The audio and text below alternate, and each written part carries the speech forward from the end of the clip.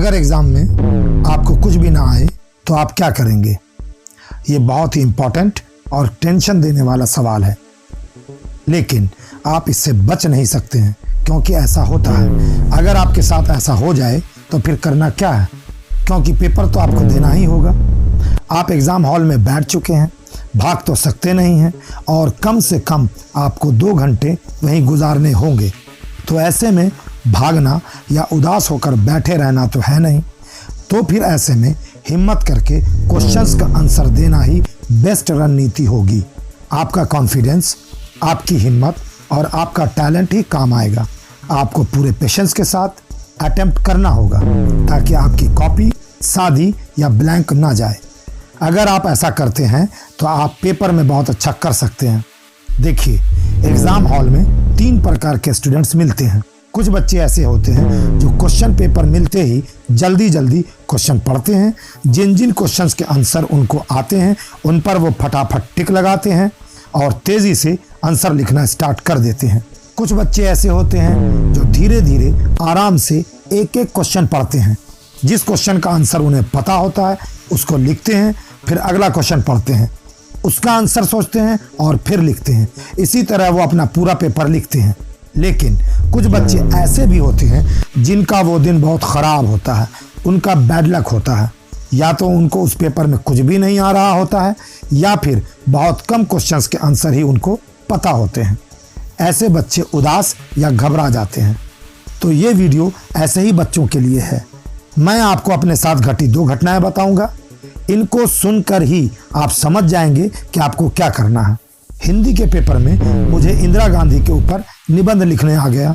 मुझे केवल उनका नाम, उनकी डेट ऑफ बर्थ, उनके देहांत की डेट और उनके पिता का नाम याद था और कुछ भी याद नहीं था। लेकिन मैंने हिम्मत नहीं हारी। मैंने पूरा निबंध महात्मा गांधी जी के ऊपर बड़े इत्मीनान से लिख दिया। लेकिन जो फैक्ट्स मुझे इंदिरा जी के बारे में पता थे उसे सबसे पहले और सबसे लास्ट में बहुत अच्छे ढंग से सजा कर लिखे। जब बाद में मुझे कॉपी दिखाई गई तो मुझे पता चला कि मुझे उस निबंध में 10 में से 6 अंक आए थे। अगर मैं घबराकर उस निबंध को छोड़ देता तो क्या मुझे उसके लिए आधा अंक भी मिलता? अब मैं आपको दूसरी घटना बताता हूँ। मैं एक शिक्षक के साथ कहीं जा रहा था।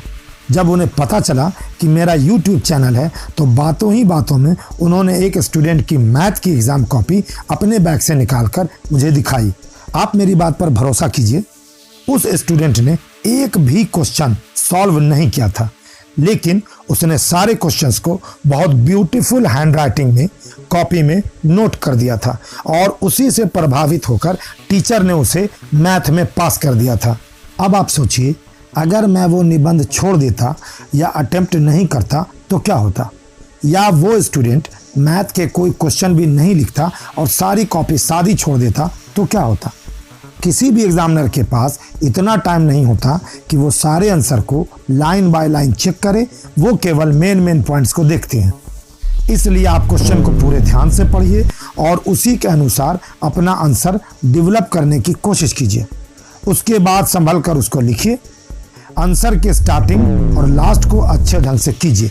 आपके पास जब भी क्वेश्चन पेपर आए तो उसे आप पहले पूरे ध्यान से पढ़िए।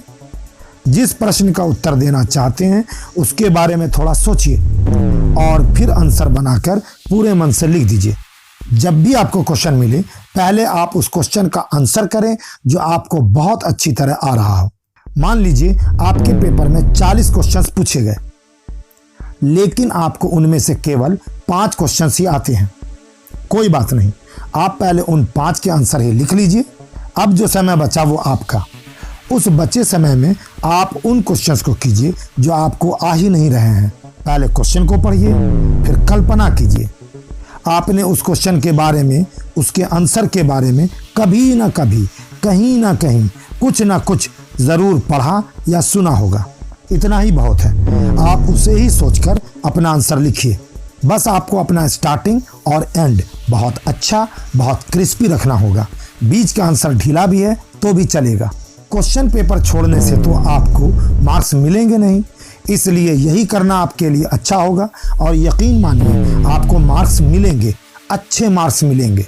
पास करना इतना आसान नहीं है, इसलिए आपको अपना पूरा टैलेंट यूज करना होगा। और अगर आपने ऐसा नहीं किया तो आपको पता ही है कि क्या होगा।